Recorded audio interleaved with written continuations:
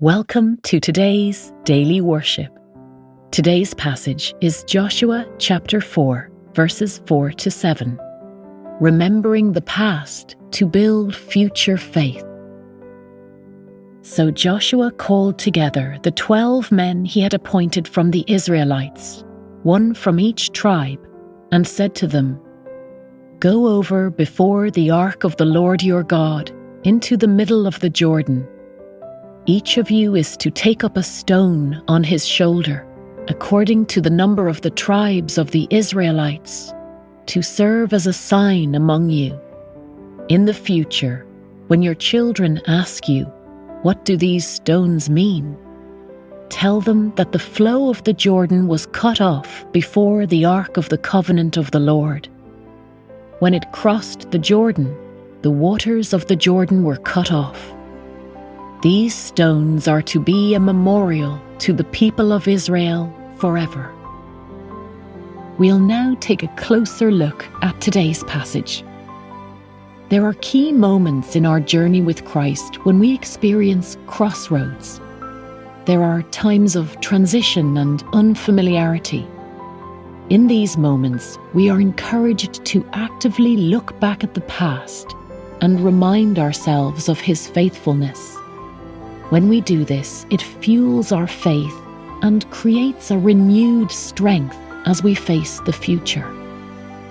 It is in the present that we can be so threatened by the obstacle, overwhelmed by our deficiencies, and overcome by what we lack, that we forget what God wants us to remember, and remember the lies of the devil that God wants us to dismiss. Completing an intentional inventory of previous battles won, provision released in the past, and victorious living realized in our past can be fruitful even in the most testing of times.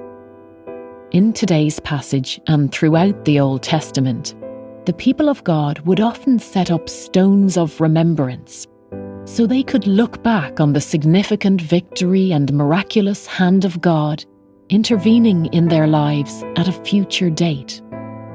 When their faith was vulnerable and past victories seemed like a lifetime away, they could look at those stones and their faith was stirred. These specific memorials were built as altars to remind the people and all future generations that God was faithful in the past, and He will be faithful again. So often there is an emphasis on vision for the future and pressing in towards the future plans God has for us, seeking the advance of God's kingdom, not retreating or stepping back. However, at key moments, we must look back so that we can move forward. Remind yourself what God has done in your life, how far you've come, what you've overcome, and the distance between where you were when God saved you and where you are now as He sustains you. Perhaps in this season, you aren't where you hoped you would be by now. By remembering God's blessings, you can thank God you're not where you used to be.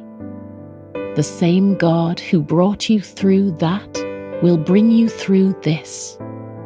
The same God who provided for your needs then will surely provide for them now.